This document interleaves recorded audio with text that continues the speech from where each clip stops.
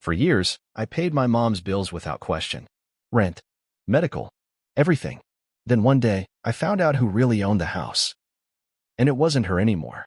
You ever love someone so much that you end up giving more than you probably should, just to make sure they are okay? That is how it was with my mom. Ever since Dad passed, it felt like I had this silent job I never applied for but could never quit either. Rent, groceries, medical bills, that little leak in the kitchen ceiling somehow, it all ended up on my plate. I never told her how much I covered. I just did it. Because she raised me. Because Dad would have wanted me to look after her. Because, well, I do not know. Maybe part of me believed that being the good son still meant something. It started small. A couple hundred here and there when her Social Security check came up short. Then I took over the rent. Then the heating bill. I even started dropping off bags of groceries so she would not waste gas driving to the store. I fixed her bathroom tiles last winter. Took time off work to sit with her at doctor appointments. She always said, "I'll pay you back." But I never expected anything. That was never the point. I just wanted her safe, comfortable, not worried about scraping pennies in her old age. She deserved peace, not stress. Then one day, this guy starts showing up. Clark. That was his name. Wore flannel shirts and those weird orthopedic shoes that made his steps sound too soft. Claimed he was just a friend from church. Said he helped out around the neighborhood. At first, I thought nothing of it. Everyone needs a friend, especially someone lonely. But over time, Clark became a fixture. He started answering her phone when I called. He picked up her prescriptions, drove her to the bank. One afternoon, I dropped off a new pair of slippers, and he opened the door like it was his house. I asked Mom about it. She brushed it off. Clark is just handy, she said. He fixes things. He cares. I wanted to believe her. I really did. But something felt off. And I could not shake the feeling that I was about to find out just how off things really were. Clark started showing up more than I did. That was the first thing I noticed. He was at her place on weekday mornings, sometimes even on weekends. I would stop by and find him rummaging through the kitchen drawers or flipping through her mail like he belonged there. At first, I chalked it up to me being paranoid. Maybe I was just not used to anyone else helping. But the more I saw him, the more it felt like he was edging me out. He was always there before me, always just finishing some task I was planning to handle. The bathroom light I was supposed to fix? Already done. Her car's oil change? Clark took care of it. Groceries? No need, she said. Clark brought a full load. Then Mom started acting strange. She stopped asking me about money, which should have been a relief, but it was not. I had offered to move her into a better apartment a while back, and she had said it was too much. Suddenly, she was saying everything was handled, that she was doing fine. That would have been great, if not for the little things. She missed a dentist appointment I had paid for. I found unopened bills hidden in a drawer. And one afternoon, I caught her whispering on the phone in the hallway. When she saw me, she jumped like a kid caught sneaking cookies before dinner. It was not just her being forgetful. It was deliberate. I asked her if everything was okay, if Clark had said anything about money or her accounts. Her face tightened. She shook her head and said, "You do not need to worry so much." But I did. Because the one person who had depended on me for everything suddenly had someone else and was shutting me out. That night, I went home and pulled out the folder. The one I had kept for years. Every receipt, every payment I made. Rent checks, prescriptions, grocery lists, even the invoice from the plumber who fixed her pipes during last year's freeze. I stared at that stack and wondered what it was all for. And for the first time in years, I did not feel like a good son. I felt like a fool. I figured I was just being cautious, right? I had seen enough families fall apart over money to know it was smart to keep records. Still, I never thought I would need them, not with my own mother. But something was gnawing at me. So I decided to dig deeper. I called her bank, not to snoop, just to check if she had updated her beneficiaries. I had helped her with those forms after Dad passed. Back then, she had said, "If anything happens, I want you to have everything. That way, you will be okay." Now, the clerk told me her account had been changed. New name listed. Not mine. Clark's. That was the moment the floor dropped out. I tried to stay calm. Thought maybe there was a mistake. Maybe she just added him temporarily. Maybe it was nothing. But deep down, I already knew. The next time I visited, I noticed new frames on the shelf, photos of Clark helping her in the garden, Clark at the community center, Clark holding her hand at some candlelight event I had never heard about. I was not in a single one. Not even the old ones of me and Dad. She had rearranged the living room too. My childhood art that she once kept on the wall was gone, replaced with some cheesy print of a lake and trees that screamed, Clark. And then came the letter. It was sitting on the kitchen counter when I stopped by one afternoon. Cream-colored envelope with my name in her cursive handwriting. I almost left it alone, thinking it was just a thank you card or maybe a grocery list she forgot to finish. But something told me to open it. Inside was a typed letter. Polite. Formal. It said she had reviewed her estate planning with legal counsel and adjusted her directives accordingly. She hoped I would understand that Clark had become a significant part of her life. She ended it with a sentence I still cannot shake. Thank you for all that you have done. I hope you find peace in knowing I am cared for. No love. No warmth. Just a clean, cold thank you. Like I had been a contractor finishing his last job. I sat in my car for almost an hour after reading that letter. The engine was off. No music. Just the ticking sound of the dash cooling down. There was no way to explain what I was feeling. It was not just betrayal. It was grief, like I had lost her even though she was still alive. For years, I had built my life around making sure she was okay. I skipped vacations, delayed getting my own place, even broke off a relationship because my girlfriend said I was too tied up in the past. I used to think that made me a good man. Now I just felt hollow. But I knew I had to confront her. The next day, I went back. She was in the garden, planting something with those flimsy gloves she always wore. Clark was there too, sitting on the porch with a glass of lemonade like he owned the place. I asked to speak to her alone. At first, she resisted. Said we could talk later. But I pressed. My voice must have cracked, because she finally nodded and followed me inside. I sat down, took a breath, pulled out the folder. I did not yell. I did not accuse. I just laid it all out. Every dollar I had spent, every form I had filled, every time I had shown up when she needed someone. I told her I was not asking for payback. I never had. But I needed to understand. Why did she shut me out? Why Clark? Why now? She looked at me with this expression I still cannot describe. Something between guilt and stubborn pride. She said she was lonely. That Clark made her feel wanted again. That he was there when I was not. I asked her if she remembered why I had not been around as much lately. It was because I picked up an extra job to help with her medical bills. I reminded her of the night I spent in the ER waiting room while she slept off a reaction to her new medication. The week I missed work to fix her pipes in the middle of winter. Her eyes watered, but she did not cry. She just whispered, I did not ask you to. That broke me. I stood there in silence, staring at this woman who used to braid my hair and sing me to sleep. And I realized I had been giving all this love to someone who thought of it as background noise. Clark had just shown up with a smile and a story. And that was all it took to push me aside. After that conversation, something inside me shifted. I did not go back for a few days. I needed space, and maybe she did too. But even with time, I could not make sense of it. I had spent years trying to be the anchor in her life, only to find out I had been replaced by someone who brought over lemonade and a set of spare keys. And yes, Clark had keys now. That hit hard. I only knew because I stopped by one afternoon, unannounced, and my old key did not work. I stood there like a fool, jiggling the handle, thinking maybe it was just jammed. Then I knocked. No answer. I knocked again. Nothing. I texted her. No reply. I was halfway back to my car when the door finally opened. Clark stood there, calm as ever, like he had been expecting me to give up. He said Mom was resting. Said now was not a good time. I asked him flat out, who gave him permission to change the locks. He just smiled and said, your mother's house, her rules.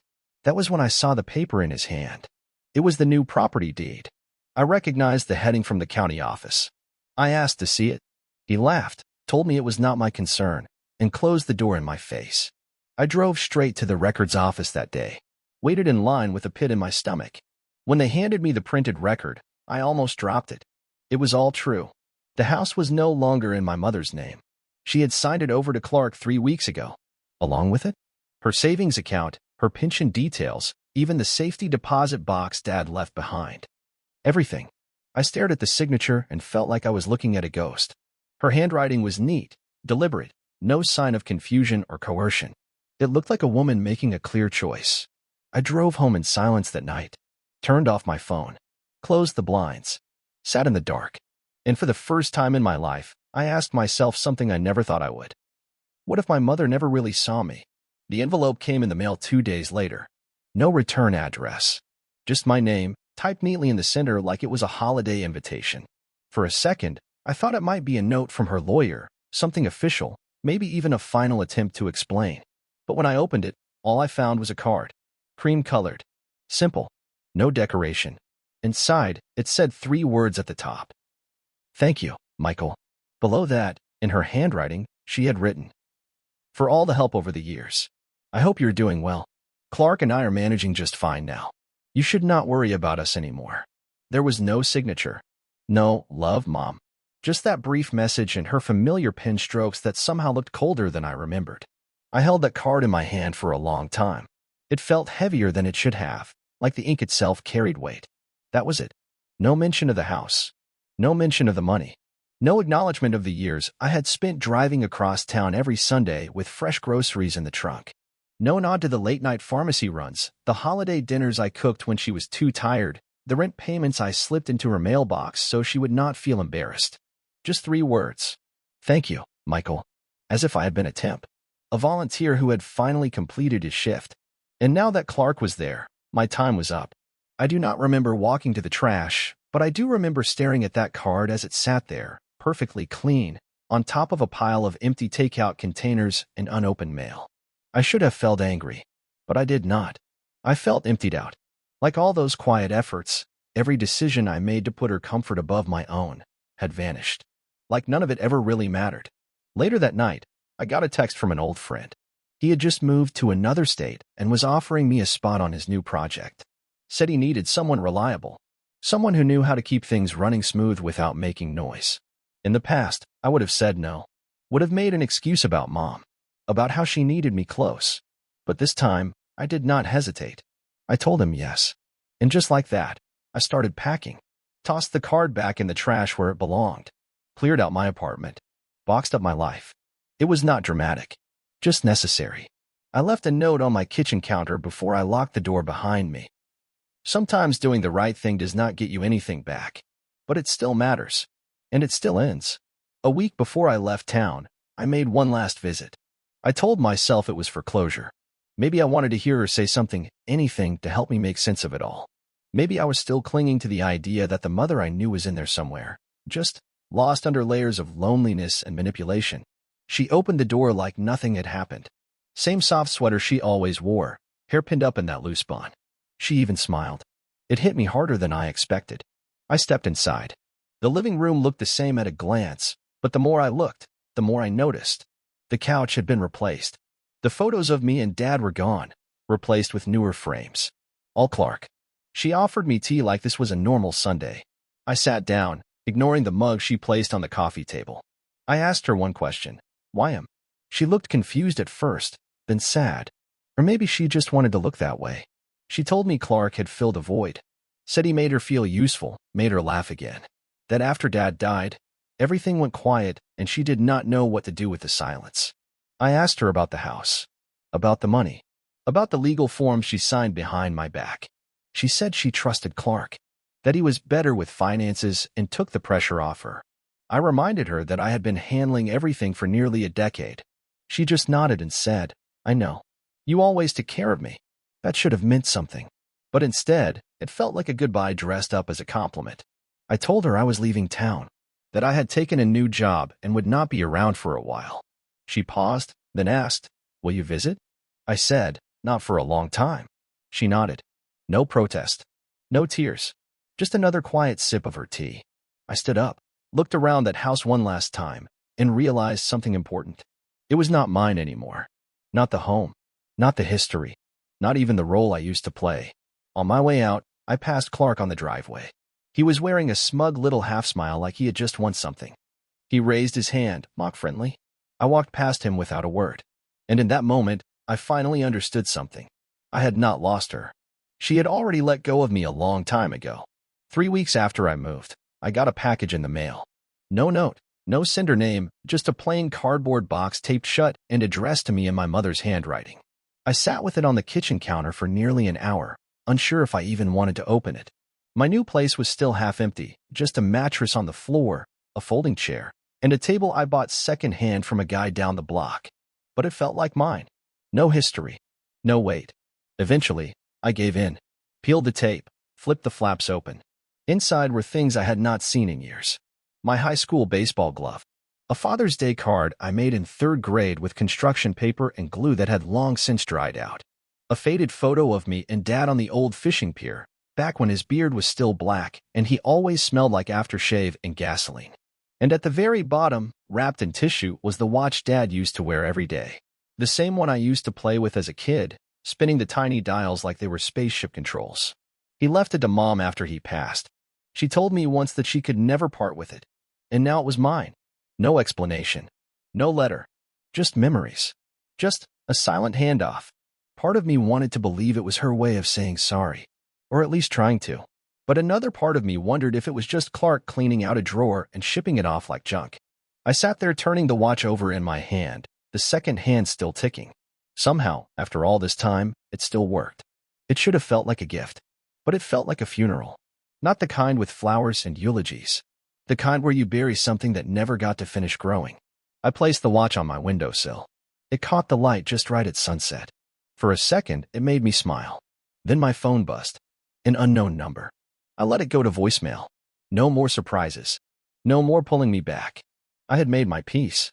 Or at least, I was learning how. The days passed slow in the new place. I got into a rhythm. Early mornings, strong coffee, long hours at work, and quiet evenings watching the city blink through my window. No noise. No unexpected calls. No one depending on me for errands or repairs or rent payments. At first, the silence was brutal. I had lived so long in reaction to someone else's needs, it felt unnatural to only care for myself. I caught myself reaching for my phone more than once to check on her, to ask if she needed anything. Then I remembered the locks. The deed. The card. The silence became a teacher. I learned I had been measuring love by how much I gave away, by how tired I was at the end of each day, by how invisible I could be as long as someone else was okay. And that is not love. That is guilt dressed as devotion.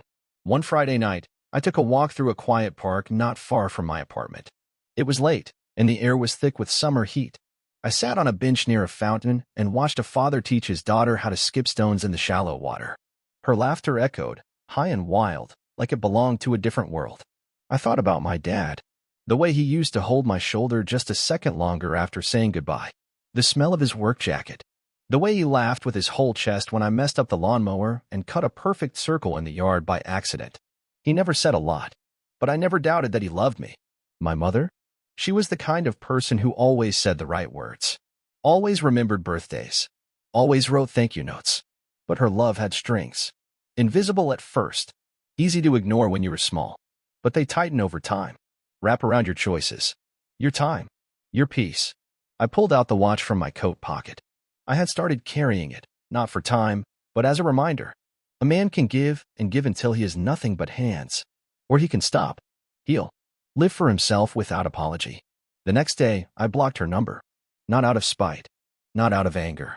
Out of mercy for both of us. She had made her choice. And now, so had I. There would be no dramatic return, no last-minute reconciliation, just distance. Honest, necessary distance. Because sometimes the most loving thing you can do for someone who hurt you is disappear and finally breathe without waiting for the next thank you that never comes. Months passed. Seasons shifted. The silence stopped feeling like punishment and started to feel like peace. I moved into a better place, nothing fancy, just a small loft with sunlight that poured in each morning like it had somewhere to be. I filled it with quiet things. A decent couch. Books I had been meaning to read. A plant I remembered to water. I even started playing guitar again badly, but often. Then, one evening, I got a letter. This time it was handwritten. From her. She said Clark had moved out. Said it was not what she expected. That she missed our Sunday visits. That the house felt empty now. She ended it with a line that stopped me cold.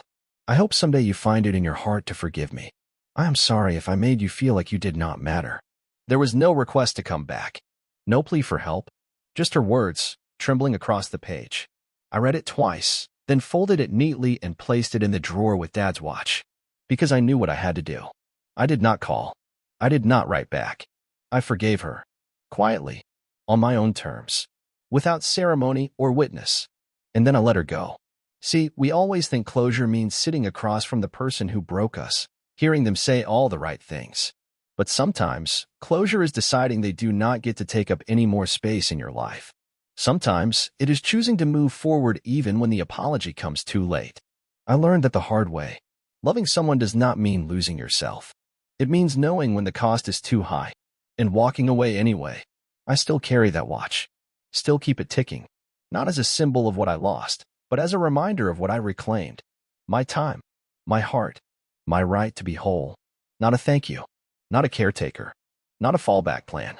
Just a man who finally learned the difference between being needed and being loved. And in the end, maybe that is the kind of peace my father always wanted for me. So I carry it forward. One step, one breath, one quiet sunrise at a time. Because letting go, that was the bravest thing I ever did.